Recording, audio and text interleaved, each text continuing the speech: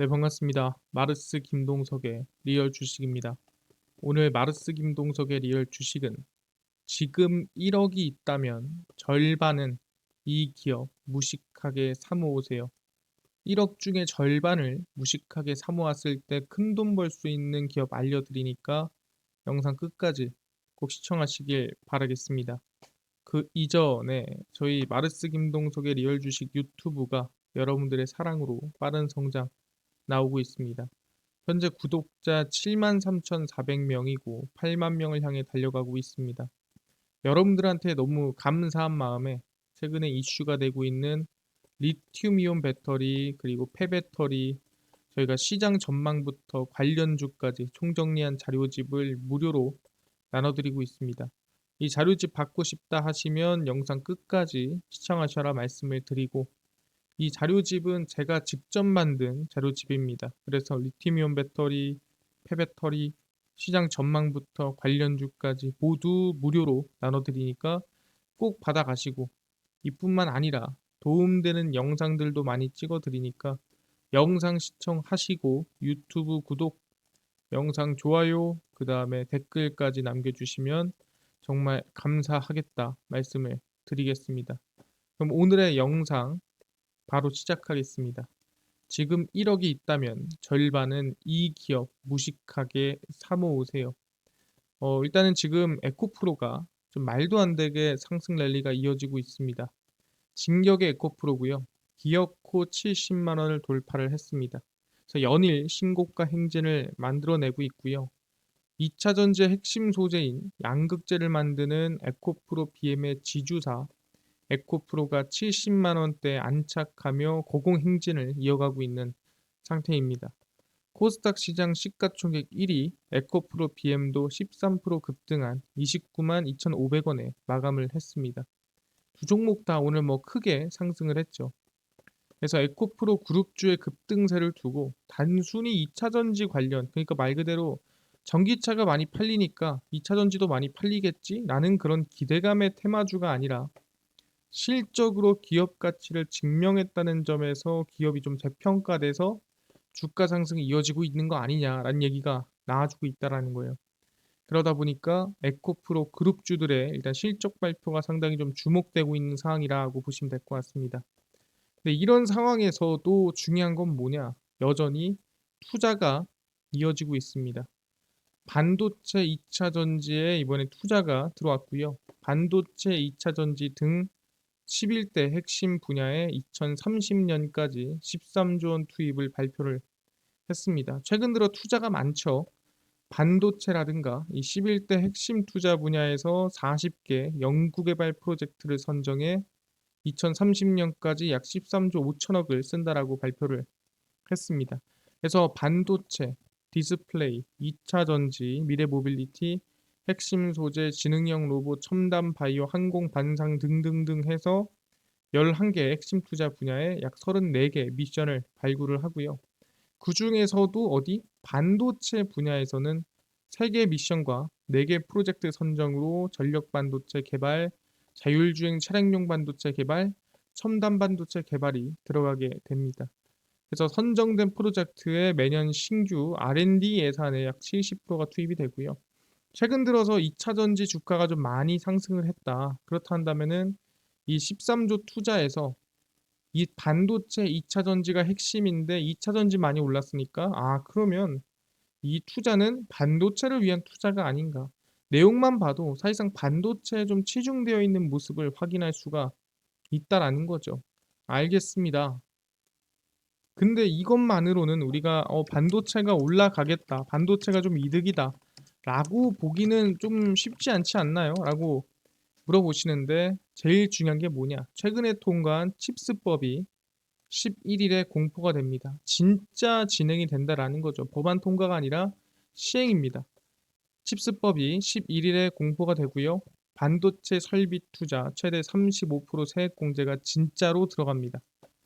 기획재정부는 지난달 30일 국회 본회의를 통과한 개정조세 특례 제한법이 11일 국무회의에서 공포가 됩니다. 구체적으로 대기업, 중견기업의 세액 공제율은 현행 8%에서 15%로 중소기업은 16%에서 25%로 각각 확대가 되고요. 12년 만에 재도입된 임시투자 세액공제로 직전 3년간 연평균 투자 금액 대비 투자를 늘렸다. 그러니까 3년 동안 투자한 것보다 더 많이 올해 투자했다라고 한다면 올해 투자 증가분의 10%를 추가 공제합니다. 그래서 이걸 총 따져보면 반도체 기업 올해 시설 투자 시 대기업은 최대 25%, 중소기업은 35% 세액 공제가 가능하다. 물론 이 방금 얘기한 임시 투자 세액 공제라는 게 올해만 가능합니다. 그렇기 때문에 올해 기준으로는 25%, 최대 35%까지 세액 공제가 가능하다라고 생각하시면 될 것 같습니다. 상당히 이거 아까 말씀드린 대로 반도체 기업의 이득이 크구나.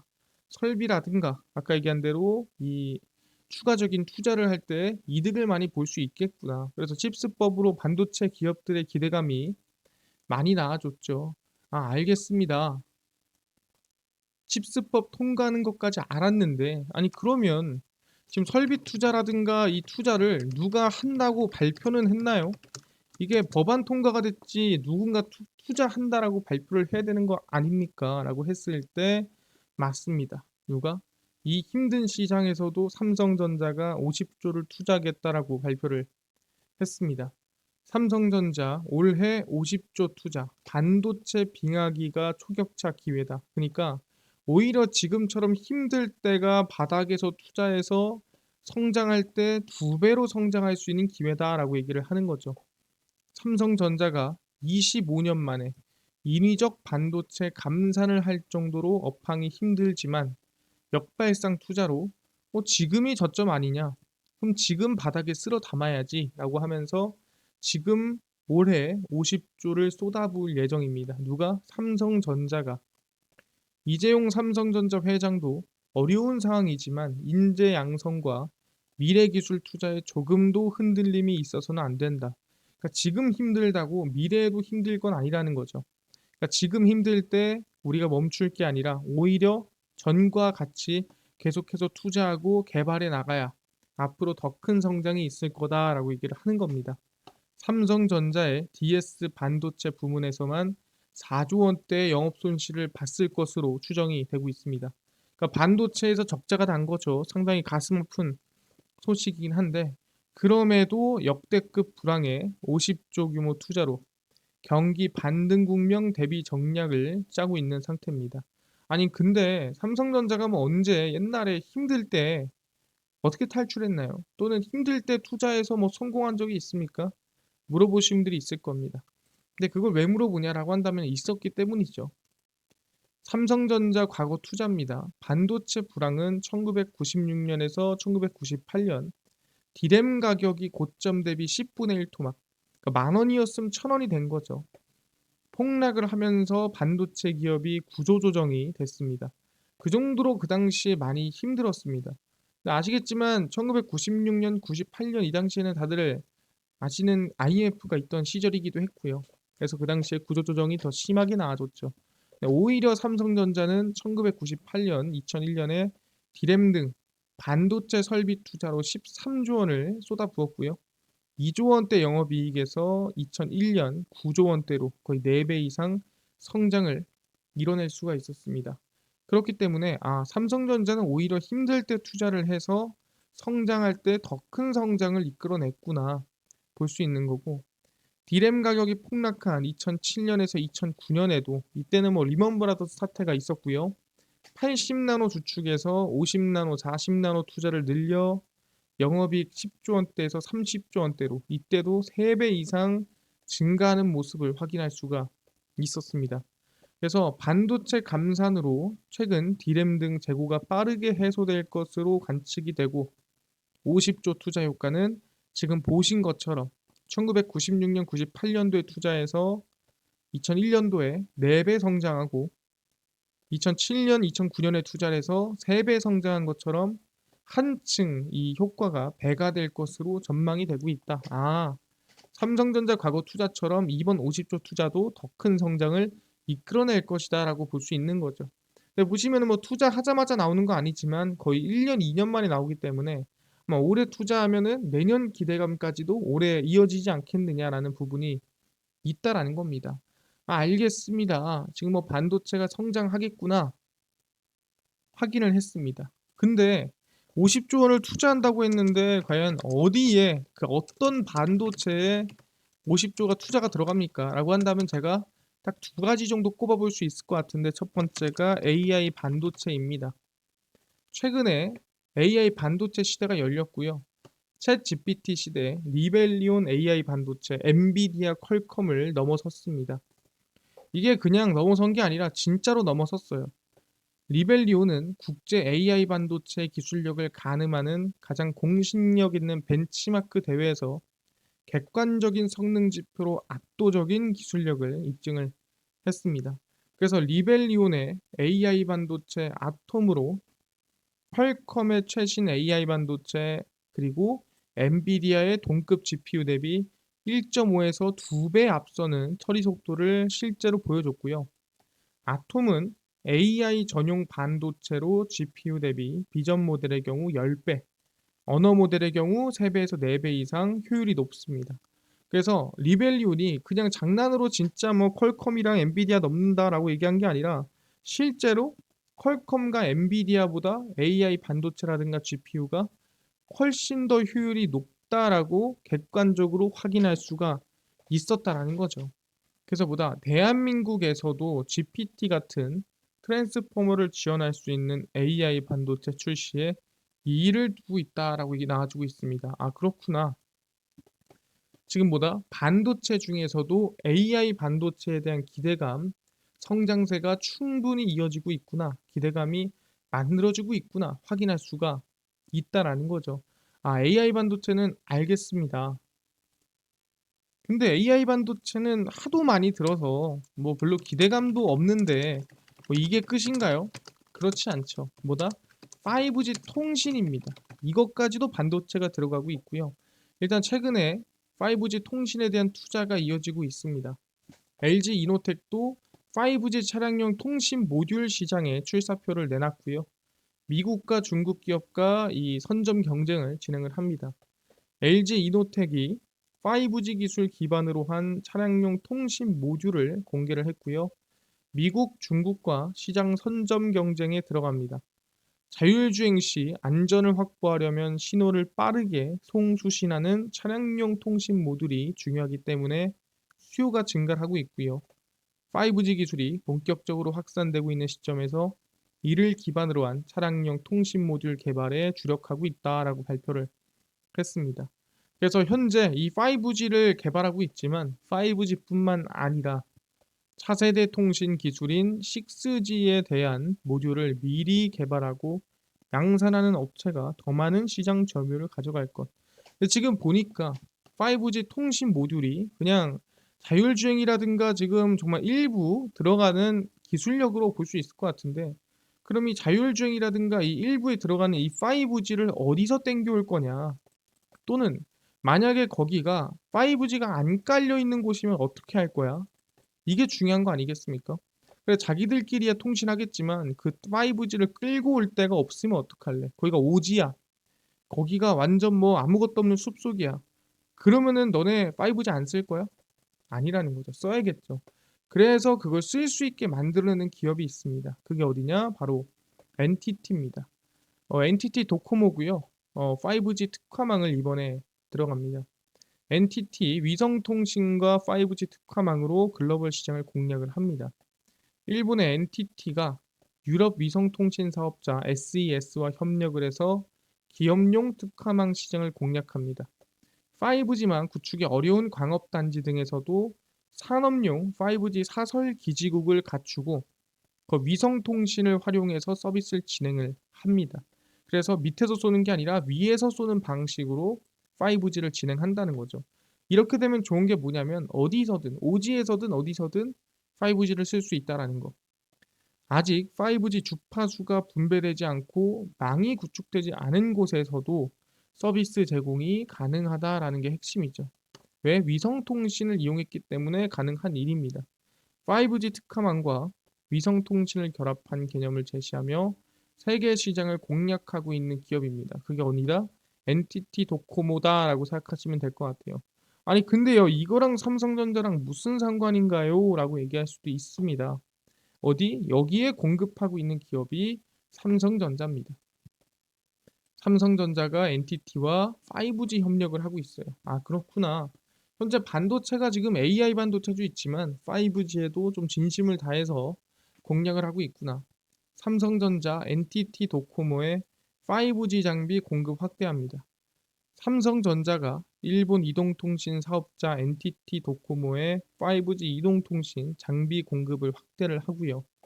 NTT 도코모는 삼성전자와 5G 초창기부터 협력을 시작해 5G 비전 실현 중이다라고 하면서 상당히 이 삼성전자의 목을 매는 이런 모습을 확인할 수가 있고요.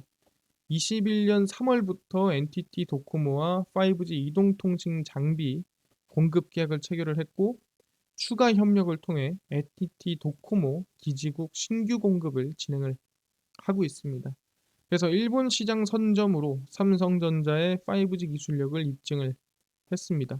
아, 그렇구나. 결국에는 위성통신이든 거기 안에 들어가는 5G든 거기 안에 들어가는 5G 기술력은 어디 거다? 삼성전자 거다라고 귀결될 수 있다라고 말씀을 드리는 거죠. 그래서 아까 말씀드린 대로 결국에는 삼성전자가 투자한다면 첫 번째는 AI 반도체, 두 번째는 5G 통신으로 볼 수가 있을 것 같습니다. 그러면 우리가 반도체 관련주 또는 5G 관련주 이 두 가지를 찍을 때 AI와 5G 두 개를 모두 아우르는 기업이 있다면 관심을 가져야 되지 않겠느냐라고 얘기를 한다라는 거죠. 그 기업이 어디냐라고 물어본다 한다면은 바로 이 기업이다. 자람 테크놀로지입니다. 제가 한 번 얘기를 했었는데 한 번 더 좀 설명을 드려야 될 것 같아서 가지고 왔고요. 자람 테크놀로지의 목표는 뭐 매년 2배씩 성장하는 건데 그거는 뭐 확실할지는 알 수 없는 거고 제일 중요한 건 자람 테크놀로지는 아까 얘기한 AI와 플러스 5G 기술을 모두 가지고 있는 기업입니다. 일단 자람 테크놀로지는 초고속 통신망의 핵심인 포인트 투 멀티 포인트 기술을 보유를 하고 있고요. 그리고 5G 기지국 연결에 필수적인 핵심 제품 광부품 일체형 폰스틱 세계 최초로 출시를 했습니다.